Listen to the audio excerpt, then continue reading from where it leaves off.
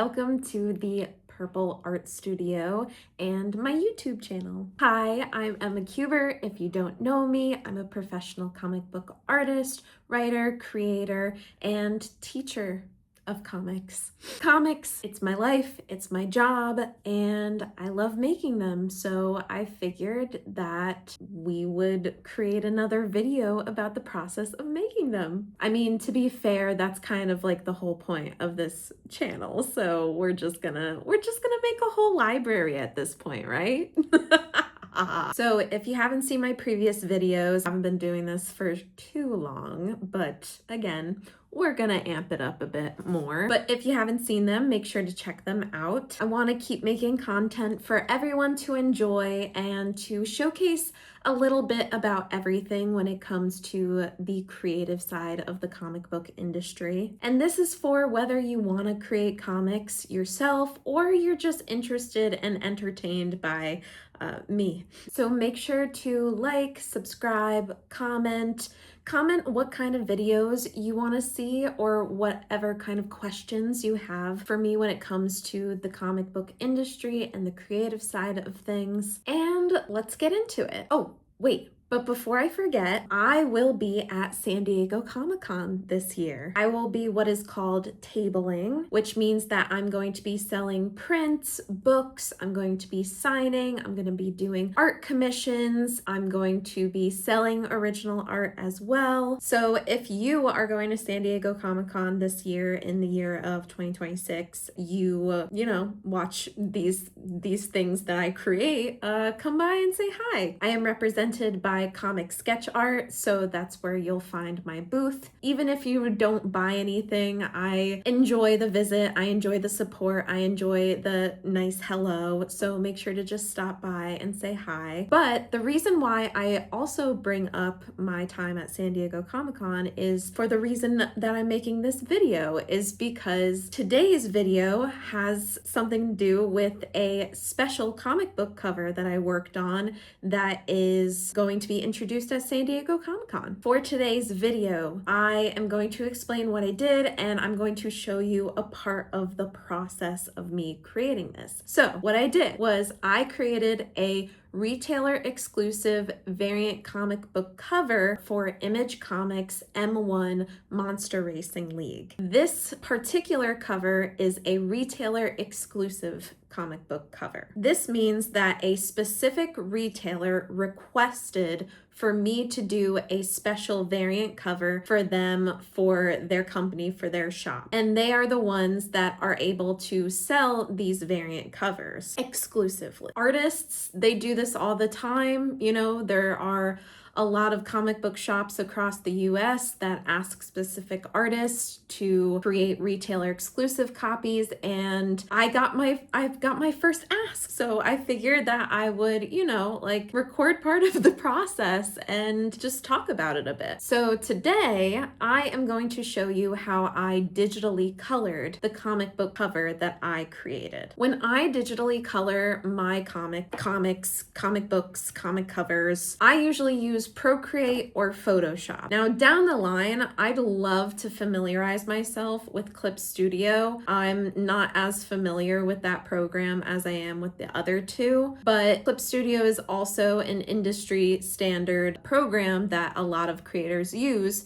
So I figured maybe we can do that together. Again, comment below if you're interested.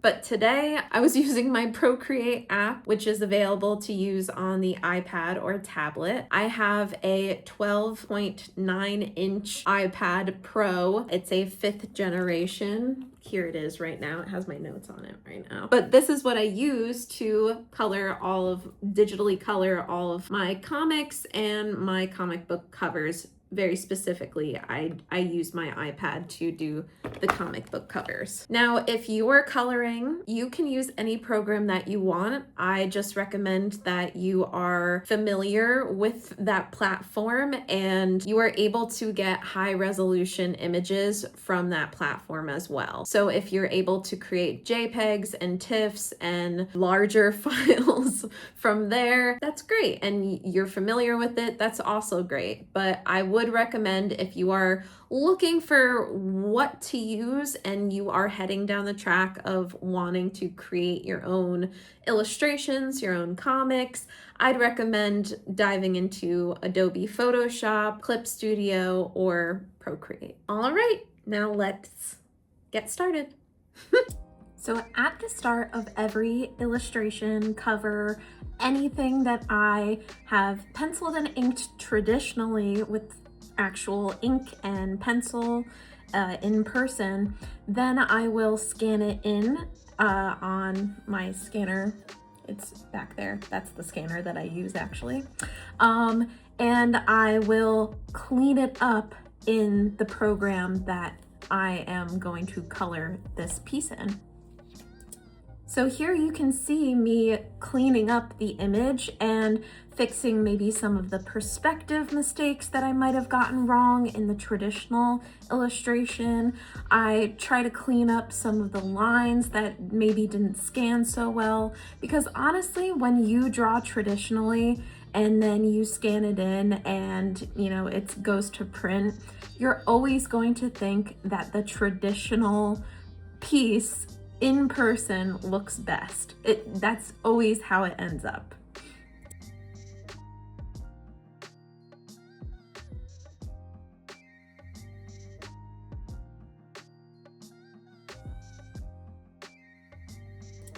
After correcting what I have in my illustration, now it's time for the flat color stage, which is also called flatting by digital colorists. This is when you add all of the flat base color to your entire illustration and all of the elements in that illustration. So you can see that I'm starting with the background that is red, then I'm going right into the car that is yellow, and then I'll go even deeper into the character herself and all of the cute little animals that are there too.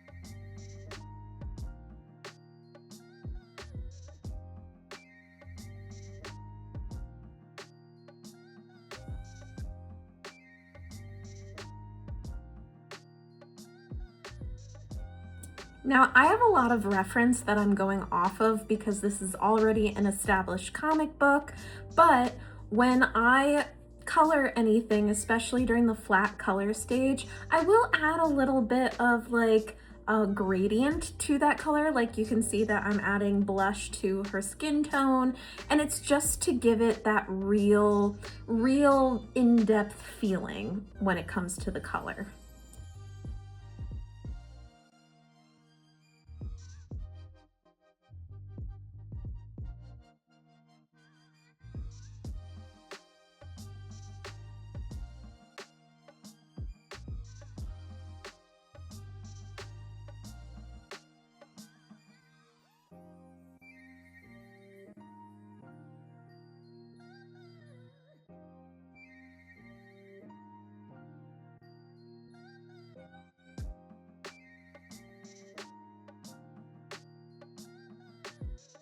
Now, something that I thought was cool working on this particular comic book cover was that since we already have existing, pre-existing content to go off of, we already have the color scheme to go off of too.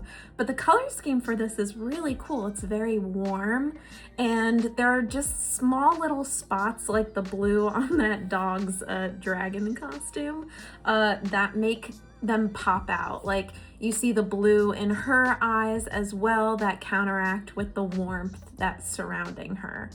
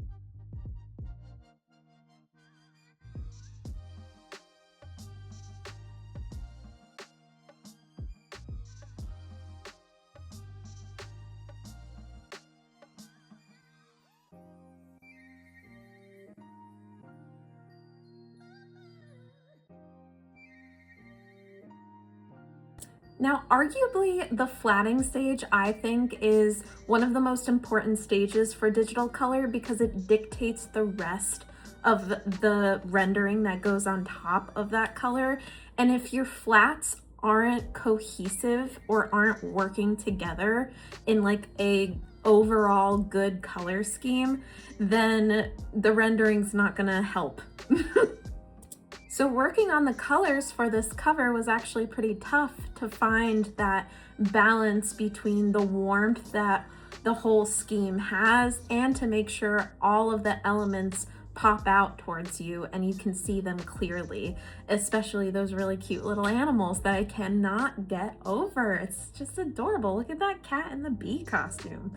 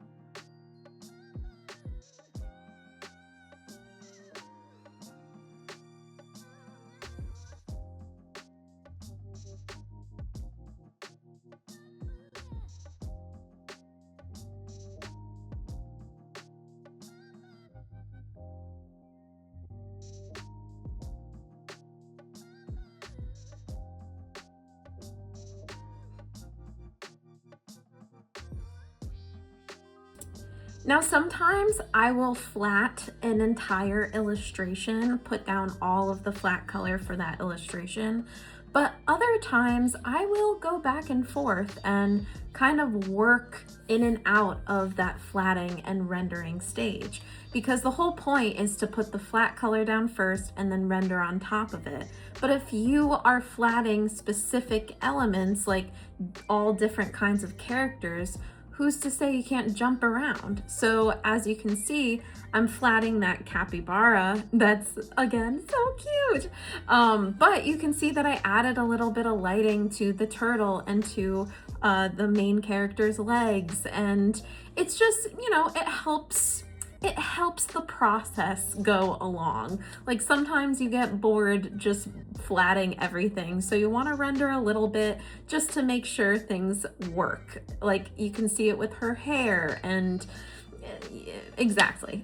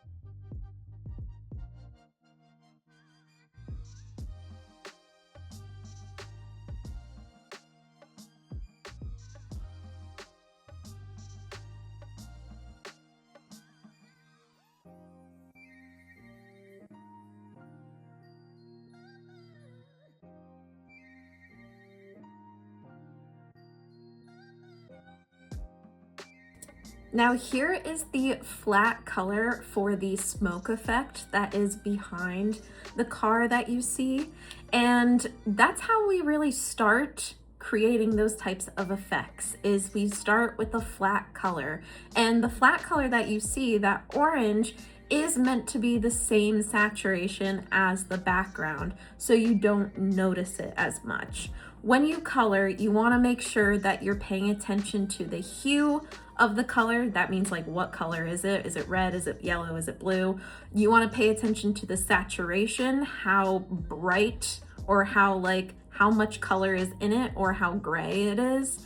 And then you want to pay attention to the brightness and the shade of that color. How light is it? How dark is it? And then you play with those elements to make it all work together. So you can see that with the car, that's very bright. But the background, the orange, the red, that's also very bright. It's a different hue, but those two are more of the same saturation than, let's say, the character's white blondish hair. And that's what makes her pop out, is having that really bright white kind of hair versus the, saturated colors behind her.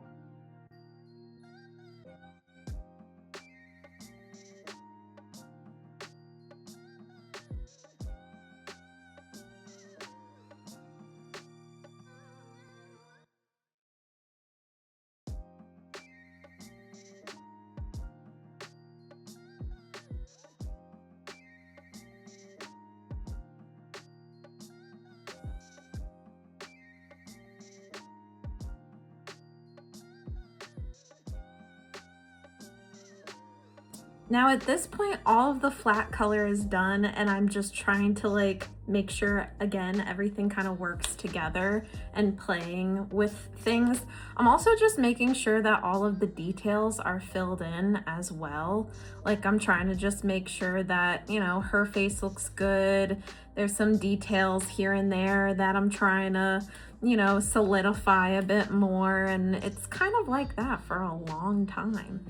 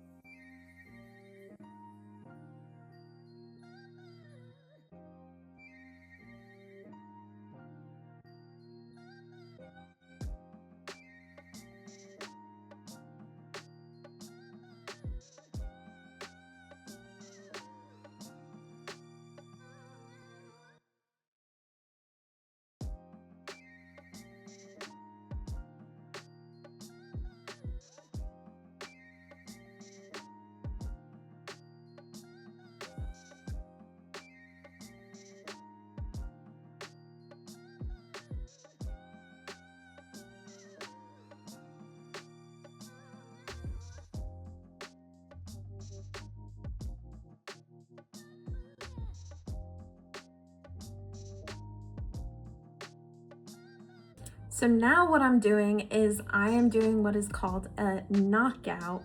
And this is when you knock out the black ink with color. This is what helps give a lot of the comic book art its really cool effects and looks.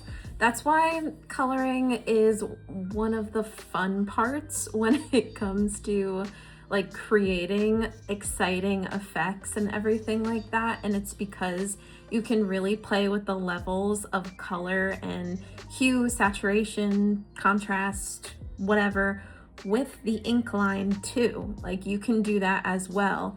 And so what I'm doing here is I'm knocking out the black ink of the car so that it sits behind all of the characters that you see.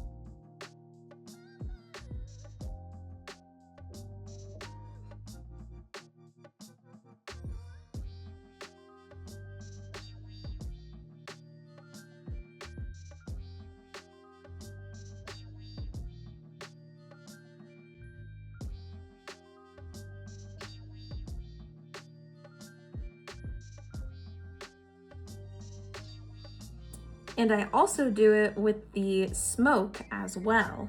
So you can see that I did orangey red for that car, and now I'm going in with the smoke and I'm using a white. So again, I'm trying to like play with these colors and make them bounce off one another while making sure that we can see, again, every single element of the cover.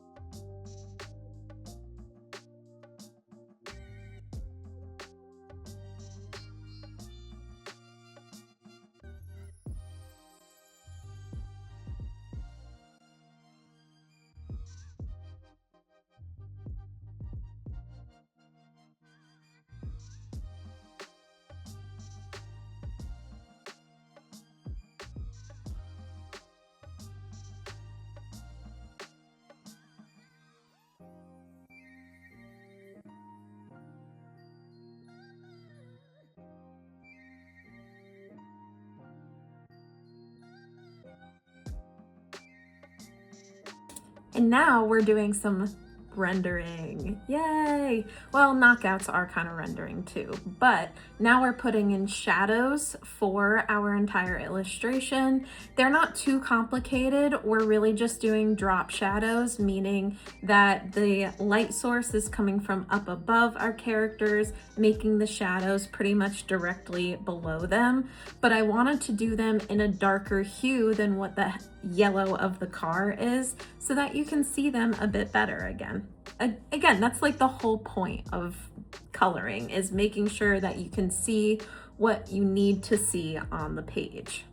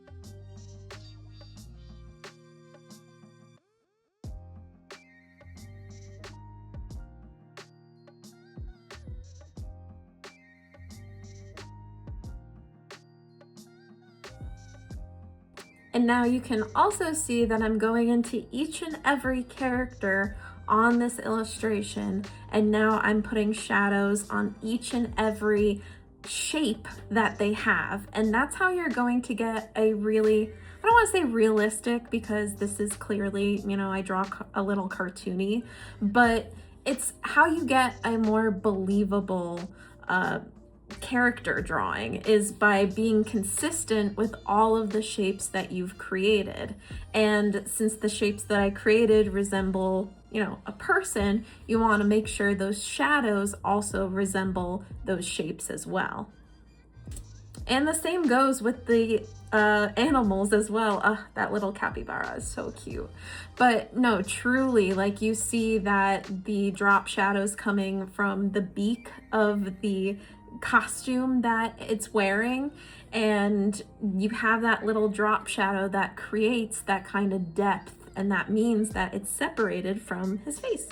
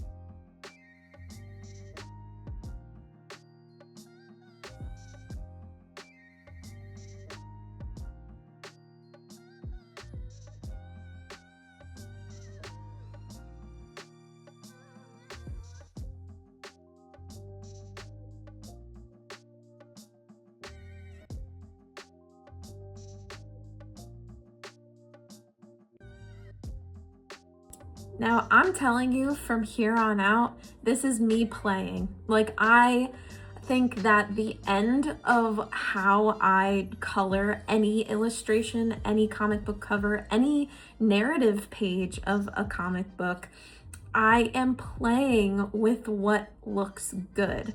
Because when you put in all of the elements, when you put in your flat colors, your knockouts, your shadows, your lighting, then you can see what colors really work, because you can go into the different levels of the program that you're using. Again, I'm using Procreate, so I'm able to go into my different layers. Then I can select, which ones I want to change the color of. And then I can really play with not only that, but I can play with the effects. Like, I'm adding more of a smoke effect to the orange background smoke that we did before. And yeah, it's a lot of playing. Oh, sorry. There's a lot of playing here on out.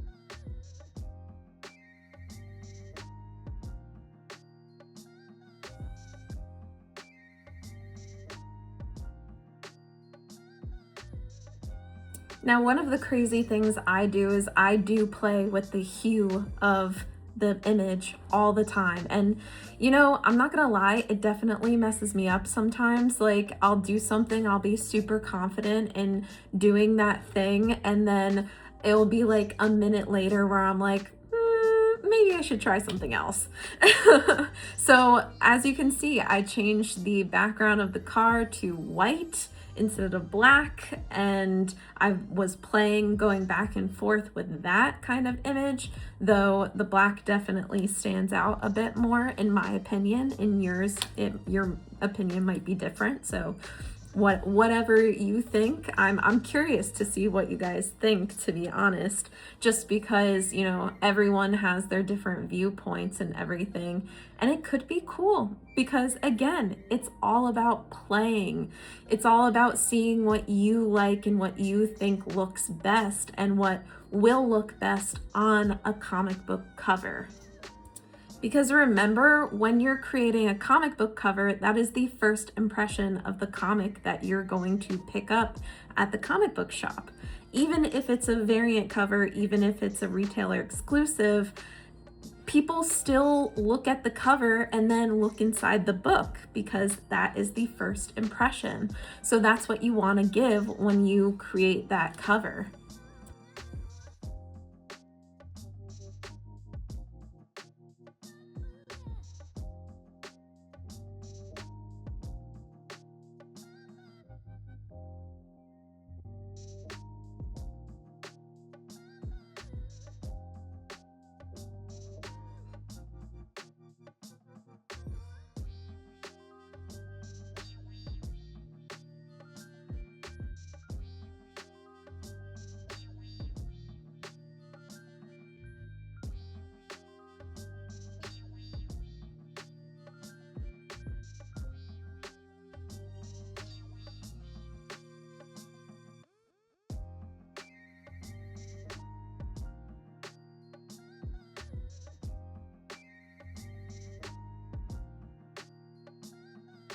And now you can see, even at this stage, I'm still adding rendering and lighting and making it as exciting as possible. And sometimes when it comes to the lighting of things, I like to keep it really simple. But with this, it was actually really tough figuring out how to make the main character, who's all dressed in yellow, pop out against an all yellow car. And for me, that came down to the lighting, the way that she was lit. And so I had a harsh, like kind of cooler toned light on her so that that light, bright part pops out at us even more.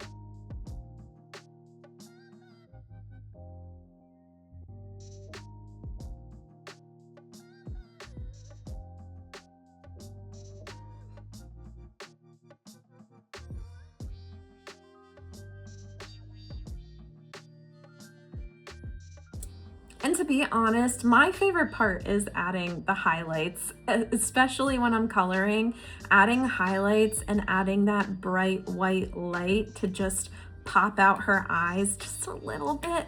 Whoo, it feels good.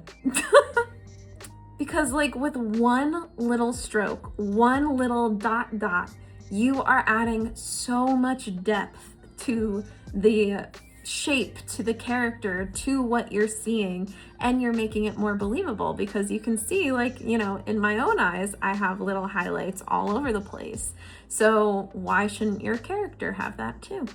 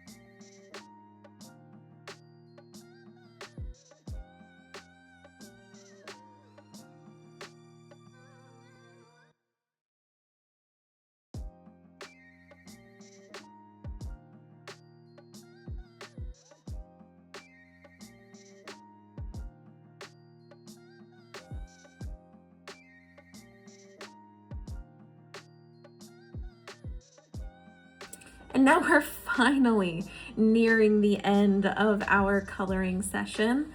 And again, this is the part where I am playing. I am adding effects. I am putting some spatter. I'm adding a glow to the headlights, as you can see. And I'm making sure that everything is popping out. But wait, this is also the part when I decide that maybe I might turn the background white. Who knows? But apparently I don't know what I was thinking. This is like, again, one of those moments where you're just like, I don't know. And you just want to see if it looks good. That's me in this moment. But then I decided red again. And that's how it ended. That is what the cover is now. It's red. And I like it that way. Okay.